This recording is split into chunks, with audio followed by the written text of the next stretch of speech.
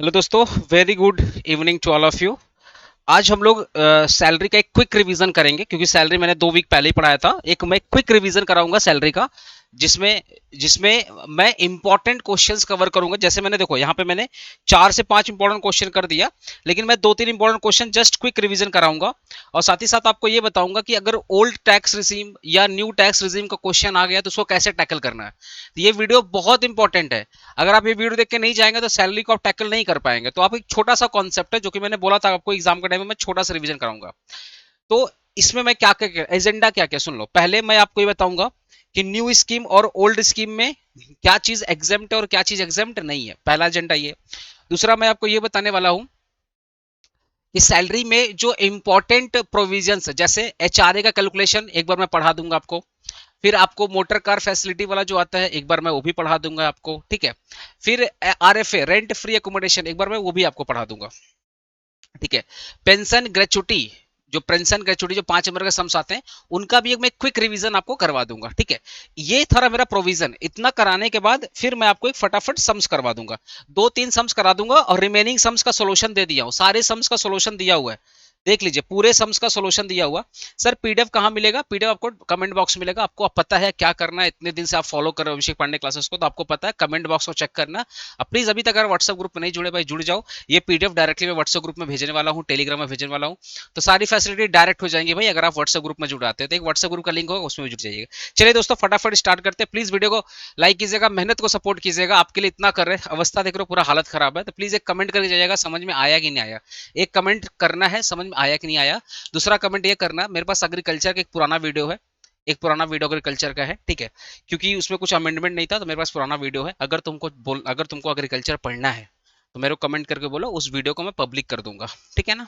तो अगर तुमको एग्रीकल्चर इनकम चाहिए, क्योंकि सब बार बार बोल रहा है सर एग्रीकल्चर इनकम बढ़ा दो, टाइम नहीं बच रहा भाई, तबियत ठीक नहीं है, बिलीव करो, रेस्ट नहीं मिल पा रहा है ना। मेडिकेशन पे है, फिर भी मेहनत करने की कोशिश कर रहा है। मुझे नहीं पता मैं कितना कर पा रहा हूँ, बट करने की पूरी कोशिश कर रहा हूँ। बाकी पढ़ वीडियो, या तो वीडियो बना रहा हूँ या तो डाउट सॉल्व करा रहा हूँ, बस यही चल रहा है, समझ रहे हो। तो मेहनत को सपोर्ट करना, और एग्रीकल्चर का वीडियो चाहिए या नहीं चाहिए मेरे को कमेंट करना। अगर मुझे लगेगा 50 स्टूडेंट ने बोला है भाई कमेंट करके हाँ सर चाहिए, तो मैं पब्लिक कर दूंगा, ठीक है। चलिए, पहले फर्क कर लो ओल्ड रिजीम और न्यू रिजीम में। देखो, अगर क्वेश्चन में कुछ नहीं बोलता है, अगर क्वेश्चन में कुछ नहीं बोलता कि कौन सा रिजीम का क्वेश्चन आया, सैलरी की बात कर रहा हूँ, सैलरी की बात कर रहा हूँ।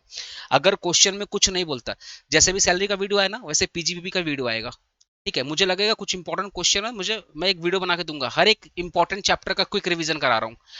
तो सैलरी है ना, पीजीबी का अभी आएगा कुछ देर बाद, ठीक है ना। अगर क्वेश्चन में कुछ नहीं बोला है तो मान के चलना वो default tax regime. Default tax regime का मतलब new tax regime, section 115 BAC follow हो रहा है, अगर कुछ नहीं बोला। लेकिन अगर सम स्पेसिफिकली मेंशन करता है कि नहीं ओल्ड टैक्स रिजीम फॉलो करना, देन आपको ओल्ड टैक्स रिजीम फॉलो कीजिए। और ज्यादातर केस में 90% जो क्वेश्चन बनता है ओल्ड टैक्स रिजीम से बनता है, क्योंकि उसी में भर भर के डिडक्शन वगैरह, भर भर के एग्जाम्पशन है। न्यू में तो एग्जाम्पशन ही नहीं है, ठीक है। तो न्यू का बनेगा तो 2 नंबर का बनेगा क्वेश्चन, 3 नंबर का बनेगा। जैसे अभी 2024 में जो क्वेश्चन आया था, देखो ना 2024 में, ये क्वेश्चन 2024 का, इसमें बताता हूँ कैसे करना है। तो पहले आप ये समझ लो, न्यू अगर कुछ नहीं बोलेगा, कुछ नहीं बोलेगा तो डिफॉल्ट टैक्स रिजीम मतलब new tax regime, section 115 BAC. या सेम क्वेश्चन को ऐसे भी बोल सकता है कि जो एसएससी है वो ओल्ड टैक्स रिजीम को शिफ्ट किया है। तो अगर वो ओल्ड टैक्स रिजीम को शिफ्ट किया तो कहाँ गया होगा? न्यू में गया होगा, ठीक है। या ऐसे भी क्वेश्चन हो सकता है कि जो एसएससी है वो सेक्शन 115 बीएससी को शिफ्ट कर दिया, तो मतलब न्यू को छोड़ के ओल्ड में आ गया। तो थोड़ा ये लैंग्वेज को अच्छे से टैकल कर लेना, ठीक है। देखो ध्यान से, पहले एचआरए। एचआरए आपका ओल्ड में एग्जेम्प्टेड है। ओल्ड, अगर ओल्ड टैक्स रिजीम पूछेगा तो जो एचआरए का कैलकुलेशन मैंने आपको सिखाया है वो यहाँ पे अप्लीकेबल होगा। लेकिन अगर न्यू टैक्स रिजीम में एचआरए पूछा तो जो भी एचआरए रहेगा, मान लो हाउस रेंट अलाउंसेस 10,000 रुपया, तो सैलरी में ऐड कर देना, because HRA new tax regime में अलाउड नहीं है। तो मैंने पूरा लिख करके लाया क्या न्यू टैक्स में अलाउड है और क्या ओल्ड टैक्स में अलाउड है। तो एचआरए न्यू में एग्जेम्प्टेड है, ओल्ड में एग्जेम्प्ट सॉरी ओल्ड में एग्जेम्प्टेड है, न्यू में एग्जेम्प्टेड नहीं है।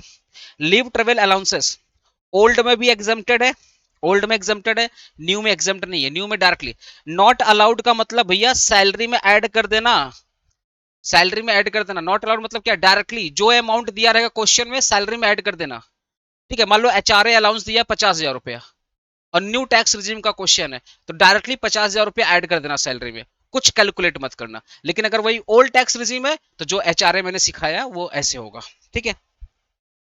चिल्ड्रन एजुकेशन अलाउंस, ओल्ड में एग्जम्प्ट है आपका 100 रुपया पर मंथ के हिसाब से, न्यू में नॉट अलाउड, मतलब नॉट अलाउड का मतलब डायरेक्टली सैलरी में ऐड कर देंगे, जो भी अलाउंस होगा डायरेक्टली सैलरी में ऐड करेंगे। नॉट अलाउड का मतलब भाई मैं बता रहा हूं, फिर से बता रहा हूं, नॉट अलाउड का मतलब directly add in salary, directly add in salary, ठीक है। चलिए, hostel allowances exempt old regime में, न्यू रिजीम में एग्जेम्प्ट नहीं है, डायरेक्टली ऐड कर देना। ट्रांसपोर्ट अलाउंट एग्जेम्प्ट है, एग्जेम्प्ट है, ठीक है, ओनली डिसेबल पर्सन के लिए, न्यू रिजीम में भी एग्जेम्प्ट है, तो दोनों रिजीम में एग्जेम्प्ट है, इसमें दोनों रिजीम में एग्जेम्प्ट है, तो जिसमें मैं स्टार बना रहा हूं वो दोनों रिजीम में एग्जेम्प्ट है, ये दोनों स्टार वाले को ध्यान सुनना, ये दोनों रिजीम में एग्जेम्प्ट है। कन्वीनियंस अलाउंस मतलब ऑफिशियल वर्क के लिए, दोनों में एग्जेम्प्ट है, तो भैया स्टार लगता है, इस पर स्टार बनता है, ठीक है। फिर बताओ, हेल्पर अलाउंसेस दोनों स्कीम में एग्जेम्प्टेड है, सर स्टार बना दीजिए, बना देते हैं भाई। यूनिफॉर्म अलाउंस दोनों स्कीम में एग्जेम्प्टेड है, स्टार बना देता हूँ, तुम्हारे लिए तो बहुत मेहनत करेंगे, टेंशन मत लो, पर तबियत नहीं ठीक रहती है। डेली अलाउंसेस दोनों स्कीम में एग्जेम्प्टेड है, तो यहाँ स्टार बना देते हैं। रिसर्च अलाउंस दोनों स्कीम में एग्जेम्प्टेड है, ठीक है।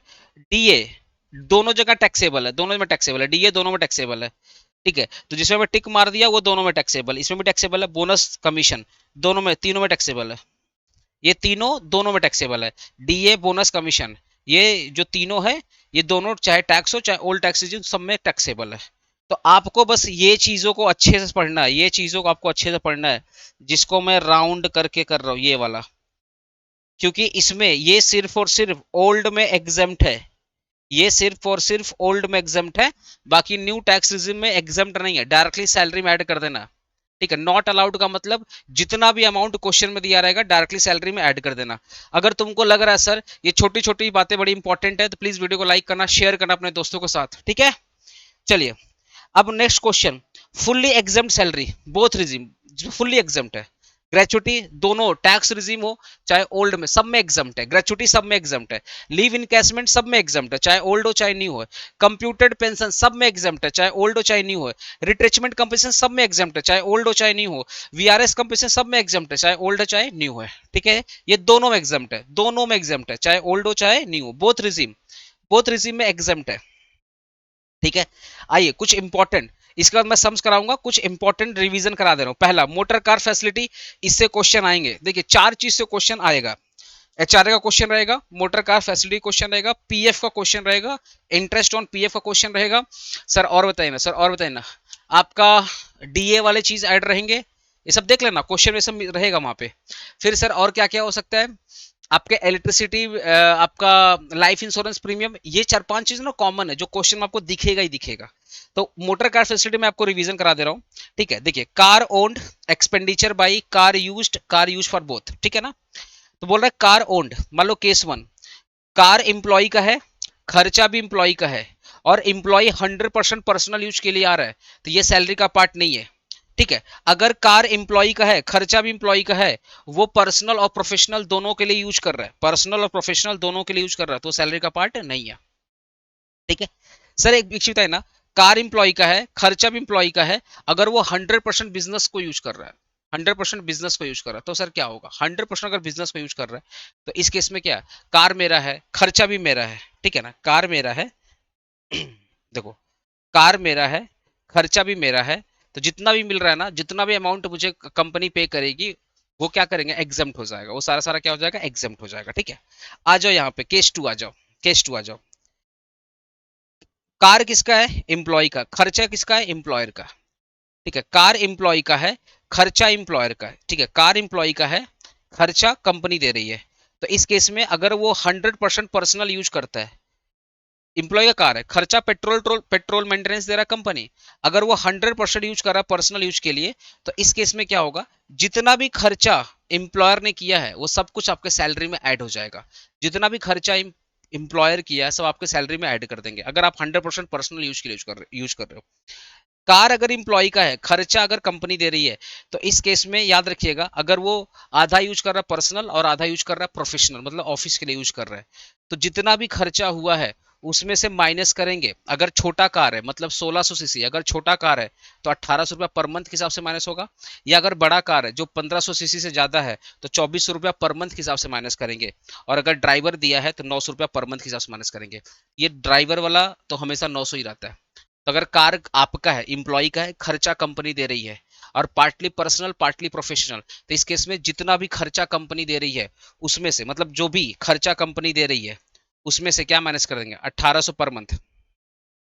1800 पर मंथ, 1800 पर मंथ अगर छोटा गाड़ी है। बड़ा गाड़ी है तो 2400 रुपये पर मंथ, और ड्राइवर अगर दे रहे 900 पर मंथ। जो बच गया वो टैक्सेबल हो जाएगा।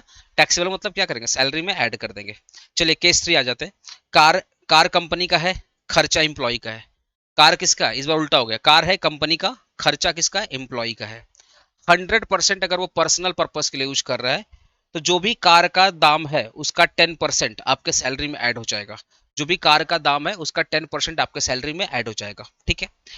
अगर वो कार कंपनी का है, खर्चा कर रहा है एम्प्लॉय का, कार कंपनी का है, खर्चा है एम्प्लॉय का, कार कंपनी का खर्चा कौन कर रहा है, एम्प्लॉय कर रहा है। ठीक है। तो इस केस में 600 रुपया पर मंथ, 600 रुपया per month.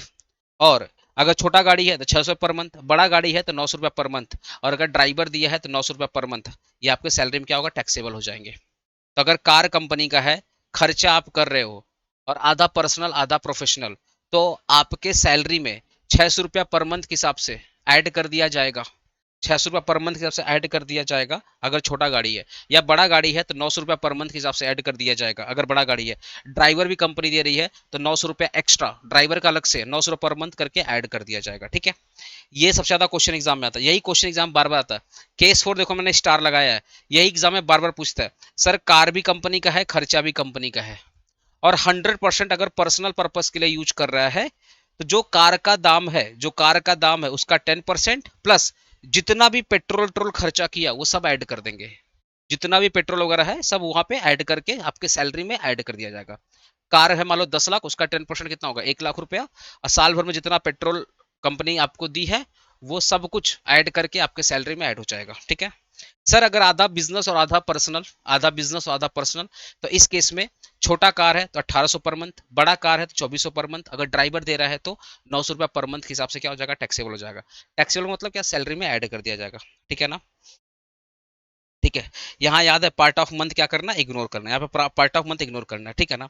Rent free accommodation को भी रिवाइज करा दे रहा हूँ, ये भी एग्जाम में बहुत बार पूछता है। सर रेंट फ्री अकोमोडेशन, ठीक है ना, नॉन गवर्नमेंट एम्प्लॉय के लिए जो लाइसेंस फीस होता है वही टैक्सेबल होता है। वहाँ पे मान लो नॉन गवर्नमेंट एम्प्लॉय है तो कुछ अगर लाइसेंस फीस होगा तो वही ऐड करिएगा, बाकी कुछ नहीं ऐड करेंगे। ठीक है। बट अगर नॉन गवर्नमेंट एम्प्लॉय, एग्जाम में ज्यादातर केस में नॉन गवर्नमेंट एम्प्लॉय ही पूछता है, तो इस केस में दो चीज चेक करेंगे। पहला, हाउस कौन ओन कर रहा है। अगर हाउस कंपनी ओन कर रही है तो पॉपुलेशन चेक करेंगे। अगर कंपनी, घर कंपनी का है, रेंट फ्री अकोमोडेशन मतलब घर, कंपनी कंपनी आपको घर दे रही है, तो अगर घर कंपनी का है तो पॉपुलेशन चेक करेंगे। घर अगर कंपनी ने दिया है, घर किसने दिया सर, कंपनी ने दिया है, तो पॉपुलेशन चेक करेंगे। पैसा पॉपुलेशन, जिस सिटी में घर दिया है अगर उस सिटी की पॉपुलेशन अप टू 15 लाख है, अप टू 15 लाख है, तो जो आपकी सैलरी आ रही है, जो आपकी सैलरी आ रही है उसका 5% टैक्सेबल होगा। तो सर सैलरी कैसे निकालेंगे अभी बताऊंगा। अगर 15 लाख की पॉपुलेशन है, अगर जिस सिटी में आपको घर मिला है अगर उस सिटी की पॉपुलेशन 15 लाख है तो उसका 5% क्या होगा, टैक्सेबल होगा। जिस सिटी में आपको घर मिला है अगर उस सिटी की पॉपुलेशन 15 से लेकर 40 लाख के बीच में है तो 7.5% आपकी सैलरी का 7.5% क्या होगा, टैक्सेबल होगा। जिस सिटी में आपको घर मिला है अगर उसकी पॉपुलेशन 40 लाख से ज्यादा है तो आपके सैलरी का 10% क्या होगा, टैक्सेबल होगा। ठीक है सर, क्लियर है। हाँ सर। सर अगर घर कंपनी का नहीं है तो, घर अगर कंपनी का नहीं है तो इस केस में आपके सैलरी का 10% और जितना रेंट कंपनी पे किया है, जितना रेंट कंपनी पे किया विच एवर इज लोअर। मान लो कंपनी ने रेंट पे किया 1 लाख रुपया, 1 लाख रुपया पूरे साल भर में, ठीक है, और आपकी सैलरी मान लो आ रही है, सैलरी का 10% मान ले आ रही है 80,000, तो लोअर क्या है 80,000, तो यही आपका 80,000 बेसिकली क्या होगा, टैक्सेबल हो जाएगा। ठीक है। Least amount will be taxable, least amount will be taxable. तो जितना कंपनी रेंट पे कर रही है वो, और आपके सैलरी का 10% which ever is lower will be the taxable, वही अमाउंट आपके सैलरी में ऐड हो जाएगा। ठीक है सर। हाँ सर। सैलरी कैलकुलेशन कैसे निकालेंगे आरएफए में, आरएफए में सैलरी कैलकुलेशन कैसे निकालेंगे, देखिए basic salary, DA at the time of employment या फॉर्मिंग पार्ट ऑफ सैलरी, हर टाइप का कमीशन बेसिक में डीए ऐड करिएगा। कौन सा डीए? सारा का सारा डीए नहीं, फॉर्मिंग पार्ट ऑफ सैलरी वाला डीए। हर टाइप का कमीशन ऐड करिएगा, जो बोनस है वो भी ऐड कर दिएगा, जितने भी टैक्सेबल अलाउंसेस है, अलाउंसेस नॉट परक्विजिट, जितने भी टैक्सेबल अलाउंसेस है, मतलब जो आउटर कॉलम में, याद हम लोग सीखे, जो आउटर कॉलम में अलाउंसेस होंगे वो टैक्सेबल अलाउंसेस होते हैं, तो आउटर कॉलम वाले अलाउंसेस को आप ऐड कर दीजिएगा सैलरी में, ठीक है। तो ये सब ऐड करने के बाद निकलेगा सैलरी, और इसी जो ये निकलेगा, ये सब ऐड करने से जो सैलरी निकलेगा उसी का 10% यहाँ पे हो रहा है, उसी का 5% हो रहा है, उसी का 7.5% हो रहा है, उसी का 10% हो रहा है, ठीक है ना। तो सैलरी कैसे निकालोगे? Basic plus bonus plus basic plus bonus plus all type of commission plus all type of taxable allowances, all type of taxable allowances, ठीक है। क्लियर है सर? हाँ सर क्लियर है। ये पीडीएफ ऑलरेडी मैं शेयर कर चुका हूँ आपके साथ। कहाँ है सर? टेलीग्राम। आप तो टेलीग्राम में नहीं जुड़ोगे, व्हाट्सएप ग्रुप में नहीं जुड़ोगे, लग रहा है जुड़ जाओगे तो क्या हो जाएगा जीवन में, सब कुछ मैं भेज देता हूँ। चीख चीख के बोल रहा हूँ भाई, हर जुड़ो ना भाई, क्या तकलीफ है? पढ़ने आ जाते हो, जुड़ने में तकलीफ होती है। या तो जुड़ जाओ भाई, या तो हट जाओ, सिंपल सी बात है। या तो एक्सेप्ट कर लो अभिषेक पांडे क्लासेस को, या तो रिजेक्ट ही कर दो। एक्सेप्ट करो तो कंप्लीटली एक्सेप्ट करो ना, वीडियो को लाइक करो यार, शेयर करो, कमेंट करो। हम तुमको हक जता रहे, तुम भी अपना हक जताओ ना। तुम्हारे लोग को डाउट सॉल्व कर रहा हूँ, क्यों? क्योंकि भाई मेरे को टेंशन है तुम लोग एग्जाम का, ठीक है। चलो, ज्यादा बोलूंगा तो फिर लोग बोलेगा सर प्रमोशन, अब देखो तो प्रमोशन करते रहते हैं। Employer provided by the furnished house, अगर मान लो कंपनी ने घर भी दिया और साथ में फर्नीचर भी दिया, घर भी दिया साथ में फर्नीचर दिया, तो अगर फर्नीचर कंपनी ओन कर रही है, जो फर्नीचर है अगर वो कंपनी ओन कर रही है, तो फर्नीचर का जो कॉस्ट है उसका 10% आपके सैलरी में ऐड हो जाएगा। कंपनी ने घर दिया, फर्नीचर दिया, घर वाला सिखा दिया हूं, फर्नीचर दिया, और फर्नीचर अगर कंपनी ओन कर रही है, तो जो फर्नीचर का कॉस्ट होगा उसका 10% आपके सैलरी में ऐड हो जाएगा, ठीक है। सर फर्नीचर कंपनी नहीं ओन कर रही है, कंपनी ने भाड़े पे लेकर आपको दिया है, तो कंपनी ने जितना रेंट पे किया वो आपके सैलरी में ऐड होगा, एज सिंपल। अरे भैया भाड़े पे दिया है तो कंपनी जो भाड़ा दे रही है, जो रेंट दे रही है, वो सारे का सारा रेंट आपके सैलरी में ऐड हो जाएगा, ठीक है सर। अगर मान लो कुछ रेंट एम्प्लॉय बोलता नहीं नहीं हम कुछ रेंट पे करेंगे, तो कंपनी जो एम्प्लॉय अगर कुछ रेंट पे कर रहा है, नॉर्मल एम्प्लॉय नहीं पे करता, बट अगर एम्प्लॉय बोल रहा नहीं सर हम कुछ रेंट पे करना चाहते हैं, तो जो भी रेंट वो पे करना चाहता है आपके सैलरी से क्या होगा? माइनस हो जाएगा। मतलब जो टैक्सेबल आरएफए आएगा उसमें से ये जो भी वो रेंट पे किया एम्प्लॉय, क्या करना? माइनस कर देना, ठीक है ना। तो आरएफए करवा दिया, एक बार मैं एचआरए करवा दे रहा हूँ, एचआरए करवा दे रहा हूँ, ठीक है। ये परक्विजिट वाला तो क्वेश्चन सॉल्व कराते कराते करा दूंगा। एक बार मैं एचआरए का कैलकुलेशन बता रहा हूँ। एचआरए बहुत इंपॉर्टेंट है। ये एचआरए सर किसमें? ओल्ड टैक्स रिजीम अप्लीकेबल है, न्यू वाले में रिजीम, देखिए याद रखिएगा, अलाउंसेस सिर्फ ओल्ड टैक्स और न्यू टैक्स में कुछ एग्जाम्ट है, कुछ एग्जाम नहीं है, लेकिन जो परक्विजिट है ना वो दोनों में आएगा, फैसिलिटी दोनों में आता है। सिर्फ अलाउंसेस का चक्कर है, याद रखिएगा। ये सब जो एग्जाम्ट देखो ना, ये सब अलाउंसेस है, अलाउंसेस है, अलाउंसेस है। सिर्फ अलाउंसेस में ही चक्कर होता है, कौन सा अलाउंस ओल्ड में आएगा न्यू में नहीं आएगा, कौन सा अलाउंस न्यू में आएगा ओल्ड में नहीं आएगा। सिर्फ अलाउंस का चक्कर है भाई, इसलिए तुम ये लोग अच्छे से पढ़ लेना कि कौन ओल्ड का पार्ट है कौन न्यू का पार्ट है। जैसे हाउस रेंट अलाउंसेस ओल्ड में एग्जाम्ट है, न्यू में एग्जाम्ट नहीं है, तो जितना भी अलाउंस मिला वो आपके सैलरी में ऐड हो जाएगा, बस कोई कैलकुलेशन नहीं। समझ पा रहे हो? हाँ सर समझ पा रहे हैं। लेकिन जितना परक्विजिट है, all type of perquisite are exempt, all type of perquisite are exempt in old as well as basically बोल सकते हैं न्यू। क्योंकि परक्विजिट क्या? फैसिलिटी है, तो फैसिलिटी के लिए ओल्ड और टैक्स मत देखना। जितनी भी परक्विजिट मैंने तुम लोग क्लास में सिखाया वो सारे के सारे परक्विजिट क्या है? टैक्सेबल है और एग्जाम्ट भी है। पार्टली एग्जाम्ट है, पार्टली क्या है? टैक्सेबल है, ठीक है। चलिए, एचआरए का कैलकुलेशन कैसे होगा? Actual rent received, sorry actual HRA received, दूसरा होता है rent paid minus 10% of salary, और 50% ऑफ सैलरी रहेगा अगर मेट्रो सिटी है, और 40% ऑफ सैलरी रहेगा नॉन मेट्रो सिटी है, ठीक है ना। इन तीनों का जो लोअर आएगा वही एचआरए का कैलकुलेशन होगा। सर सैलरी कैसे निकालेंगे एचआरए का? बेसिक सैलरी प्लस डीए जो फॉर्मिंग पार्ट ऑफ सैलरी है, plus commission as a percentage of bonus, commission as a percent of turnover, जो भी आपका टर्नओवर है, जो भी सेल है, उस पर जो भी परसेंट रहेगा कमीशन का वो भी आपके सैलरी में ऐड कर देंगे। तो बेसिक सैलरी, डीए कौन सा? पूरा डीए नहीं, जो फॉर्मिंग पार्ट ऑफ सैलरी आएगा, और plus commission on the percent of basic turnover, ठीक है ना।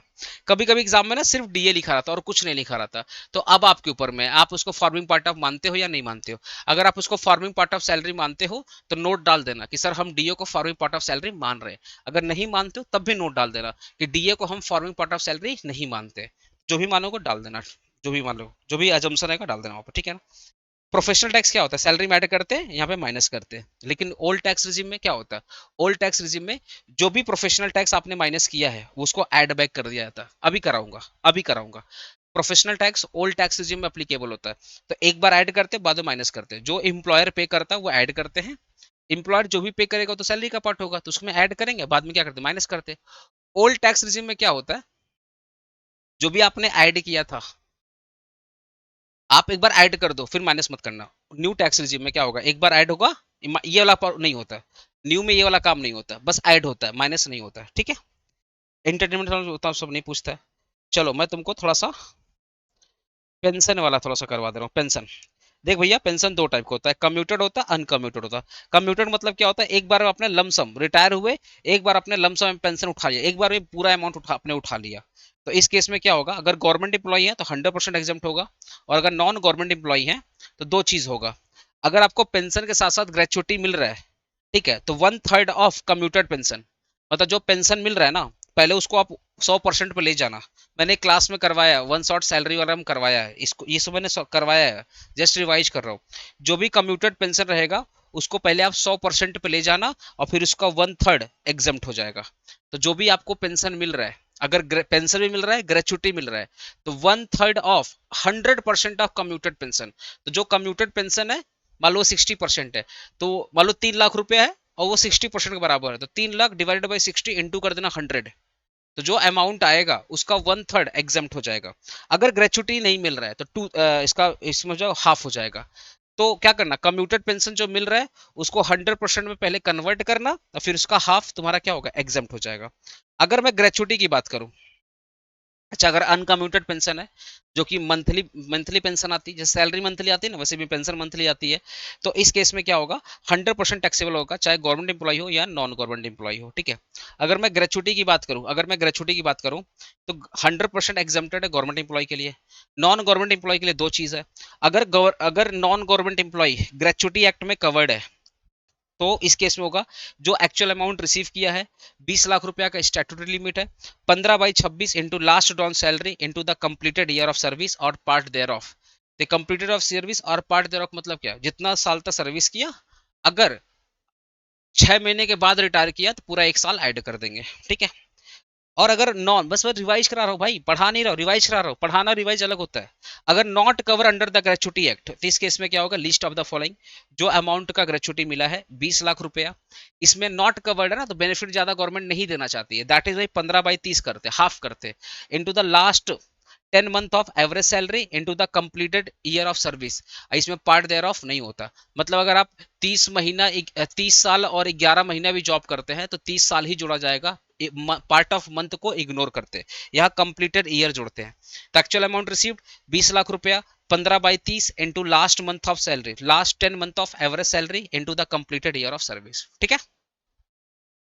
ओके, यहाँ पे सैलरी का मतलब क्या है, देखो ध्यान से, यहाँ पे यहाँ पे देखो, पहला इसका जो ग्रेचुटी एक्ट में कवर्ड है, वहां पे सैलरी का मतलब क्या है, जो ग्रेचुटी एक्ट में कवर्ड है वहां पे सैलरी का मतलब बेसिक प्लस डीए में टोटल, बेसिक प्लस डीएल में टोटल, ठीक है। लेकिन जो ग्रेचुटी एक्ट में कवर्ड नहीं है वहां पे सैलरी का मतलब है एचआरए वाला, वहां पे सैलरी का मतलब कौन सा सर, एचआरए, जो एचआरए में निकालते थे, basic plus DA plus percentage commission on turnover. DA कौन सा, फार्मिंग पार्ट वाला, डीए कौन सा सर, फार्मिंग पार्ट वाला, ठीक है। तो कम जो जो ग्रेचुटी एक्ट में कवर्ड है वहां पे सैलरी निकालने का फॉर्मूला है basic plus DA total, basic plus DA total. लेकिन जो ग्रेचुटी एक्ट में कवर्ड नहीं है वहां पे सैलरी कैसे निकालोगे, जैसे तुम हाउस रेंट अलाउंसेस में निकालते थे। तो प्रोविजन थोड़ा ध्यान में रखना, ठीक है। लीव इनकैशमेंट में एक चीज देखो, अगर गवर्नमेंट एम्प्लॉय को लीव इनकैशमेंट मिल रहा है 100% एग्जाम्प्ट, लीव का मतलब क्या, कंपनी ने आपको छुट्टी दी थी फिर भी आप काम कर रहे हो, ठीक है, उस पर अगर आपको पैसा एक्स्ट्रा मिलता है उसी की बात हो रही है। तो अगर नॉन गवर्नमेंट एम्प्लॉई है, तो लिस्ट ऑफ द फॉलोइंग, पहला एक्चुअल अमाउंट रिसीव्ड 2.5 लाख रुपया, 10 month into 10 month of average salary, leave unutilise जो कि मंथ में निकालेंगे into 10 month of average salary, ये आपका था लिस्ट ऑफ द फॉलोइंग, ठीक है ना। तो चलो एक बार मैं सम्स आपको करवा दे रहा हूँ, सारा जस्ट एक क्विक रिवीजन था, ये वाला क्वेश्चन करा दे रहा हूँ, ध्यान सुनिएगा। क्या बोल रहा है, Mr. Sukanta Dhara is an employee of XYZ Limited. He furnished the under noted particulars of his income for the previous year 24-25, compute his income from the salary of the assessment year assuming that पहला he has exercised the option of section 115 BAC, मतलब ये new tax regime की बात कर रहे हैं, किसकी बात कर रहे हैं, न्यू टैक्स रिजिम की बात कर रहे हैं। ये क्वेश्चन करा दे रहा हूँ, ये क्वेश्चन करा दे रहा हूँ, बाकी 4 क्वेश्चन का सोल्यूशन दे दे रहा हूँ, देख लो, क्योंकि अभी मैं पीजीबी बनाना फिर डाउट भी सॉल्व करना बहुत माथा लग रहा है भाई, ठीक है। He has not exercise the option of section 115 BC, मतलब ओल्ड फॉलो कर रहा है, क्या फॉलो कर रहा है, ओल्ड फॉलो। फिर क्या बोल रहा है, only change to be mentioned, calculation not required, बोला सिर्फ चेंज बताना, मतलब पहला बोल रहा है कि वो सेक्शन न्यू टैक्स रिजीम में फॉलो करते हैं, फिर बोल रहा है he has not exercise the option, मतलब वो 115 बीसी को अप्लाई नहीं किया, तो अगर 115 बीएससी को वो एक्सरसाइज नहीं किया तो ऑब्वियसली वो ओल्ड टैक्स फॉलो कर रहा है, ठीक है। तो सिंपली क्या करना है, यहाँ पे दिया है बेसिक सैलरी दिया है, डियरनेस अलाउंस दिया है 60% ऑफ बेसिक सैलरी, तो 40% ऑफ रिटायरमेंट बेनिफिट। तो तुम लोग सिंपली पता क्या करना, ओल्ड करना, ओल्ड पहले निकालना, देखो ओल्ड में निकालो, देखो यहाँ पे computation of taxable salary of mister Sukanta AY old tax regime, पहले ओल्ड टैक्स रिजिम निकाल लेना, क्योंकि क्या है ना, तुम्हारा प्रैक्टिस ओल्ड टैक्स रिजिम में है, तो तुम पहले ओल्ड टैक्स रिजिम निकाल लेना, ठीक है, तुम्हारा प्रैक्टिस उसी में है। तो बेसिक सैलरी कितना था, 20,40,000, अलाउंसेस में देखो ना, डियरनेस से अलाउंस कितना, 12,24,000, अरे इसी का 60% बोला तो 12,24,000 आएगा, ठीक है। फिर बोला मेडिकल अलाउंसेस ऐड कर देना, हाउस रेंट अलाउंसेस में कैलकुलेशन निकालेगा, कैसे, हाउस रेंट अलाउंसेस दिया है आपका 15% of basic salary, he paid house rent 35,000 per month for his residence इन कोलकाता। तो आपको पता है एचआरए कैसे निकलता है, एचआरए कैसे निकलता है, पहला actual HRA receive basic salary का 15%, तो बेसिक सैलरी आपका यही है, यही आपका बेसिक सैलरी है। कैलकुलेटर कहाँ है पीयूष, कैलकुलेटर दो ना, कैसे, 20,40,000, 20,40,000, 20,40,000 का कितना परसेंट करना है सर, 15%, तो 15%, तो 3,06,000, देखो 3,06,000 जो कि आपका अमाउंट रिसीव्ड बेसिक सैलरी का, ठीक है। फिर 50% ऑफ सैलरी, तो सैलरी का मतलब यहाँ पे क्या है, सैलरी का मतलब basic plus DA at the time of employment और plus certain percent of commission. तो एक चीज देखो ना, आपको अगर सैलरी निकालना है तो 2,40,000, सॉरी 20,40,000 प्लस डीए, डीए कौन सा डीए दिया है यहाँ पे, DA earn, DA allowances 60% of basic, ठीक है, जिसका 40% फॉर्मिंग पार्ट है। तो देखो ना ये कितना है, 60% है, तो इसका 40% क्या है, फॉर्मिंग पार्ट, तो 12,24,000, 12,24,000 का 40%, सॉरी 12,24,000 का 40% कितना होगा, 4,89,600, तो इसका 40% क्या फॉर्मिंग पार्ट ऑफ सैलरी है, ठीक है, तो 4,89,600, और ये बेसिक है, तो बेसिक में ऐड कर दो 20,40,000, तो आपकी सैलरी कितनी आ रही है, 25,29,600, देखो ना 25,29,600 आ रहा है, उसका 50% जो ये अमाउंट आएगा। फिर बोल रहा है rent paid minus 10% of salary, rent कितना पे कर रहा है, रेंट कितना पे कर रहा है, 35,000 पर मंथ पे कर रहा है, 35,000 पर मंथ, 35,000 पर मंथ, तो भाई 35,000 पर मंथ पे करा तो इंटू 12 कर दो, कितना 4,20,000, ठीक है।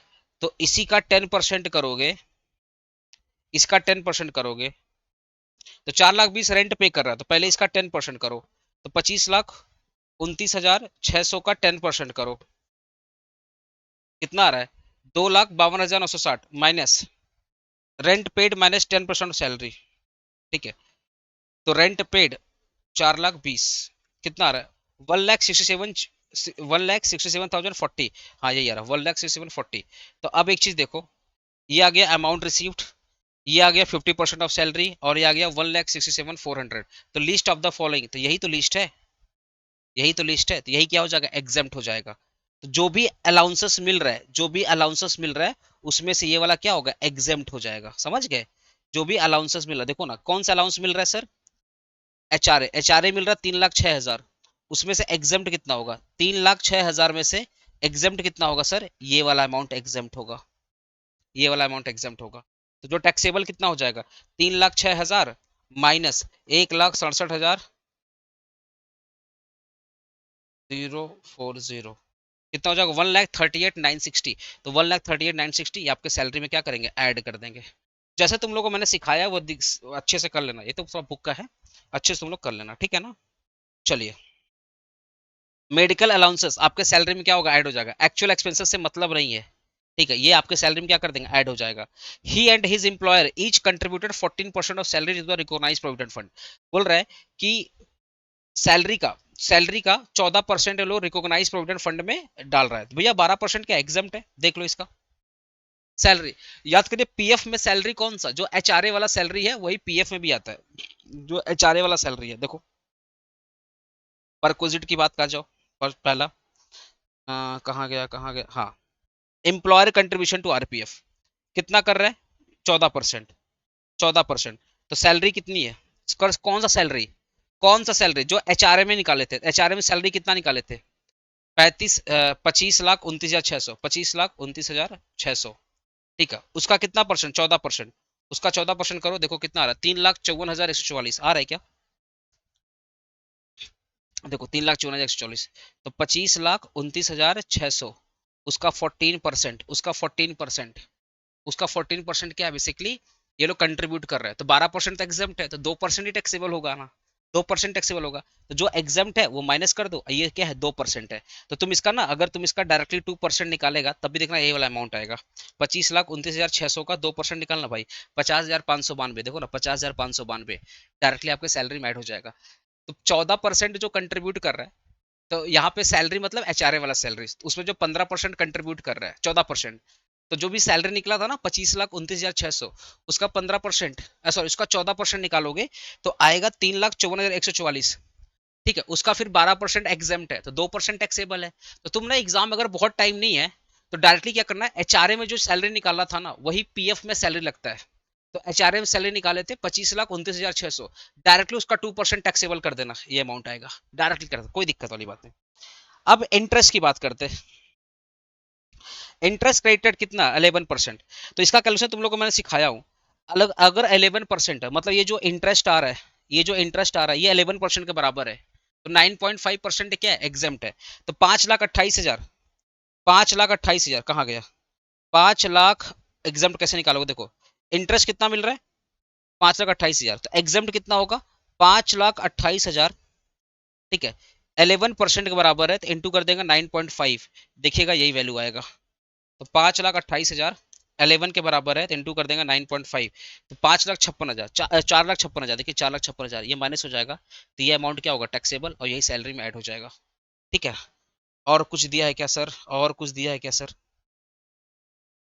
इलेक्ट्रिसिटी बिल, जितना भी इलेक्ट्रिसिटी बिल है कितना, 32,000 per annum, out of which he paid 12,000 रुपया, और एम्प्लॉयर रिमेनिंग पे कर रहा है, तो देखो ना 32,000 में से 12,000 इंप्लॉय पे कर रहा है, तो कंपनी कितना पे कर रही है, 20,000, तो ये 20,000 आपके सैलरी में ऐड हो जाएगा। इलेक्ट्रिसिटी देखिएगा 20,000 आपके सैलरी में ऐड हो जाएगा, कहाँ गया इलेक्ट्रिसिटी, 20,000 आपके सैलरी में ऐड हो जाएगा।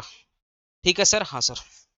अ कार ऑफ 1 HP, देखिए 1 HP का मतलब क्या होता है, 1 horsepower equal to almost, almost आपका 25 से लेकर के 35 सीसी होता है, तो लोग बोलते हैं 32.5, तो भाई कितना हॉर्स पावर है, 20, तो अगर मैं एक हॉर्स पावर में 32.5 सीसी होता है, 32.5 सीसी, 1 हॉर्स पावर मतलब 32.5 सीसी, तो इंटू कर देंगे 20, तो कितना हो रहा है, 650 सीसी। पुराने टाइम का कार वो ऐसे थी, 650 सीसी में आती थी, तो 650 मतलब छोटा गाड़ी, छोटा गाड़ी, छोटा गाड़ी भाई, 1 horsepower equal to 32.5 CC. ठीक है, तो 20 हॉर्स पावर मतलब 650 सीसी, तो छोटा गाड़ी है, छोटा गाड़ी है भाई। तो फिर क्या बोल रहा है, 20 HP मतलब छोटा गाड़ी जो कि 1600 सीसी से कम है, is provided by the employer both for official, मतलब चौथा वाला जो मैं तुमको पढ़ाया था, तो कंपनी प्रोवाइड कर रही है ऑफिशियल और प्राइवेट पर्पस दोनों के लिए कर रही है, throughout the year the running and maintenance expenses including the driver salary are met by the employer, मतलब सारा का सारा गाड़ी कंपनी प्रोवाइड कर रही है, खर्चा भी कंपनी प्रोवाइड कर रही है। तो छोटा गाड़ी है तो 1,800 पर मंथ, ड्राइवर प्रोवाइड कर रहा है तो 900 रुपये पर मंथ, तो 1,800 रुपये पर मंथ, तो 1,800 इंटू 12 करो, 1,800, 1,800 गाड़ी का और 900 रुपया, तो 1,800 प्लस 900 कितना, 27 रुपया पर मंथ, इंटू कर दोगे 12, तो 32,400 रुपया आपके सैलरी में ऐड हो जाना चाहिए। 29,600, कहीं मैं कुछ भूल रहा हूँ क्या, पता नहीं, देख रहा हूँ हो जाता भाई, 16 ना पढ़ा रहे हैं, कुछ तो गड़बड़ हो ही सकता। 1,800 पर मंथ, 1,800 पर मंथ है ना, 1,800 इंटू 12, 21,600, और 900 इंटू 12, 900, 12, तो यही तो होना चाहिए ना, 1800 प्लस 900 इंटू 12, 32,400।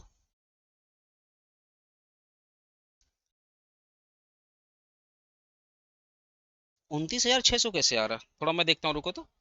अच्छा सुनो, यहाँ पे ना, यहाँ पे स्पेशल अमेंडमेंट मतलब एक्चुअल में कैलकुलेशन वगैरह में ना, मतलब बेसिकली कि 100 से मल्टीप्लाई हो रहा है, तो लिख लो तो, लिख लो तो 1 HP इक्वल टू 100 cc, तो 20 HP इक्वल टू 100 × 20 कितना हो जाएगा, 2000 cc।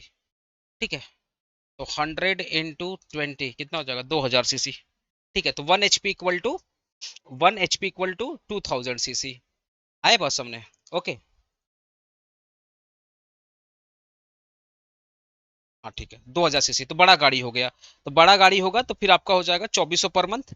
तो 1 HP इक्वल टू 100 cc, और आपका बेसिकली तो 20 HP इक्वल टू 2000 cc। ठीक है, याद रखना, ठीक है। नॉर्मली मैं गूगल करके देखो तो 32 पॉइंट आता है, पर अभी मैंने पता किया तो ऐसा नहीं आ रहा, मतलब एचपी वाला सेंस मेरे को दिमाग से उतर गया था। तो 1 HP इक्वल टू 100 cc, तो 20 HP इक्वल टू 2000 cc। ठीक है, ओके, याद रखिएगा प्लीज, इसको याद रखिएगा, भूलिएगा मत। तो आपका यहाँ पे हो जाएगा, कहाँ गया कहाँ गया, ये सही दिया हुआ। तो इसमें हम लोग क्या करेंगे, 2400 रुपया पर मंथ प्लस 900 रुपया पर मंथ इंटू कर देंगे 12, देखिए अमाउंट आ जाएगा 2400 प्लस 900 रुपये पर मंथ इंटू कर देंगे 12, 39,600। ठीक है, तो 1 HP इक्वल टू 100 cc, याद रखिएगा please, 1 HP equal to 100 cc। दिमाग से उतर गया था। He took new life insurance policy of his own life during the and premium 48,000 paid by employer, employer premium पे कर रहा है, तो जो भी एम्प्लॉयर प्रीमियम पे कर रहा है LIC का, वो उसके सैलरी में ऐड हो जाएगा। तो आपके सैलरी में वो देखो ना ऐड हो जाएगा, ये आपके सैलरी में ऐड हो जाएगा। ठीक है, प्रोफेशनल टैक्स जो भी पे किया 2400 पहले ऐड करेंगे, बाद में माइनस करेंगे।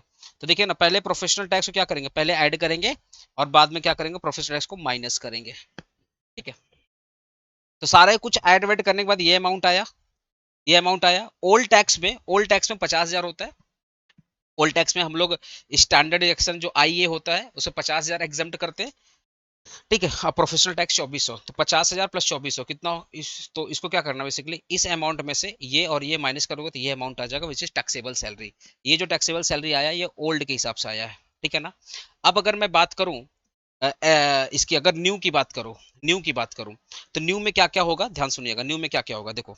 If not opt out the old tax regime, अगर वो ओल्ड टैक्स रिजिम को ऑप्ट आउट कर देता है, मतलब न्यू में जाता है, तो इस केस में क्या होगा, जितना भी HRA का एग्जम्पशन मिला था, ठीक है ना, तो जितना भी HRA का एग्जम्पशन वो सब क्या करेंगे, नॉट अलाउड। मतलब क्या, जितना भी HRA था पूरा का पूरा HRA क्या करेंगे, ऐड कर देंगे। तो कितना HRA था, तो यहाँ पे सामने लिख दिया कि HRA एग्जम्पशन, जो एग्जम्पशन मिला था, HRA का जो एग्जम्पशन मिला था वो नॉट अलाउड, मतलब क्या, 1,67,40 ये एग्जम्पशन था ना, वो क्या करेंगे, ऐड कर देंगे। देखो जो माइनस हुआ था, जो माइनस हुआ था, क्या माइनस हुआ था, देखो ध्यान से, ये वाला चीज क्या किया था, मतलब माइनस किया था ना, देखो ना, 3,06,000, 3,06,000 में से हम लोग क्या किए थे, ये माइनस किए थे। तो जो माइनस किए थे वही हम लोग ऐड करके कितना कर देंगे, 3,06,000 कर देंगे। मतलब क्या, HRA तो अलाउ नहीं होता न्यू टैक्स रिजिम में, तो जितना भी आपने एग्जम्पशन माइनस किया था, जो HRA मिला था उसमें से जो एग्जम्पशन माइनस किया था वो ऐड बैक कर देंगे। वही बात यहाँ पे बोल रहा है कि जो HRA था वो क्या करेंगे, ऐड कर देंगे। ठीक है, दूसरा क्या बोल रहा है, जो प्रोफेशनल टैक्स आपने डिडक्ट किया था वो भी ऐड कर देंगे। तो 2400 जो आपने बेसिकली डिडक्ट किया था, देखो ना, ये जो 2400 आपने डिडक्ट किया था, जो आपने 2400 क्या कहता है डिडक्ट किया था, ये बेसिकली आपको सैलरी में ऐड कर दिया जाएगा, सैलरी में ऐड कर दिया जाएगा। ठीक है, स्टैंडर्ड डिडक्शन यहाँ पे कितना हो जाएगा, 7500 हो जाएगा। स्टैंडर्ड डिडक्शन कितना हो जाएगा, 75,000 जो होगा इंस्टेड ऑफ 50,000। ठीक है, तो अगर मैं न्यू टैक्स की बात करूं, सुनो ना, न्यू टैक्स की बात करूं, तो न्यू में ये भी आएगा, ये भी है, जो आएगा न्यू में मैं उसको मार्क कर रहा हूँ, जो आएगा न्यू में उसको मैं मार्क कर रहा हूँ, न्यू में ये भी आएगा। ठीक है, DA भी आएगा, मेडिकल भी आएगा, HRA फुल आएगा, HRA फुल आएगा न्यू में। ठीक है, HRA फुल आएगा। अब जो परक्विजिट है ना, वो, ये तो क्या हुआ, देखो ना, ये परक्विजिट परक्विजिट दोनों अलाउ है, दोनों, बोथ अलाउड, परक्विजिट दोनों में अलाउ है, मतलब बोथ बोथ बोथ अलाउड, मतलब दोनों में एग्जम्पशन मिलेगा, परक्विजिट दोनों में एग्जम्पशन मिलेगा, बस प्रोफेशनल टैक्स को छोड़ करके। तो ये जो आपके जो प्रोफेशनल टैक्स है, ये वाले सिर्फ ये ऐड होंगे, सिर्फ ये ऐड होंगे, माइनस मत करना, प्रोफेशनल टैक्स ये माइनस नहीं होगा। यहां लिख दे रहा हूं not less in new tax regime, new tax regime में इसको लेस मत करना, ठीक है। तो जो मैंने तुमको ये लिस्ट दिया ना, अगर ये लिस्ट तुम्हारे ध्यान में रहेगा तो देखो ना, एचआरए नॉट अलाउड, मतलब जो भी एचआरए था उसको ऐड कर देंगे। लीव ट्रेवल अलाउंसेस, ठीक है ना। यहाँ पे था प्रोफेशनल, प्रोफेशनल में लिखना भूल गया ना, प्रोफेशनल, प्रोफेशनल टैक्सेब, यहाँ पे हो जाएगा टैक्सेबल, यहाँ पे था एग्जेम्प्ट, ठीक है। ओके जो भी प्रोफेशनल टैक्स, जो भी प्रोफेशनल टैक्स। तो होपफुली आपको सैलरी में समझ में आ गया है। ये लिस्ट आप याद रखिएगा। और मैंने कोशिश की आपको छोटा सा क्विक रिवीजन करने के लिए। प्लीज वीडियो को शेयर करना अपने दोस्तों के साथ, उनका भी रिवीजन हो जाएगा। एक पीजीबीपी का भी रिवीजन मैं कुछ देर में अपलोड कर रहा हूँ, ठीक है ना। और थोड़ा डाउट क्लास भी लेना है, इसलिए मैं एक क्वेश्चन रिवाइज कर रहा हूँ। पीजीबीपी में भी कुछ इंपॉर्टेंट चाहिए। अगर एग्रीकल्चर का वीडियो चाहिए तो मैं पब्लिक कर दूंगा, जाकर देख लेना भाई।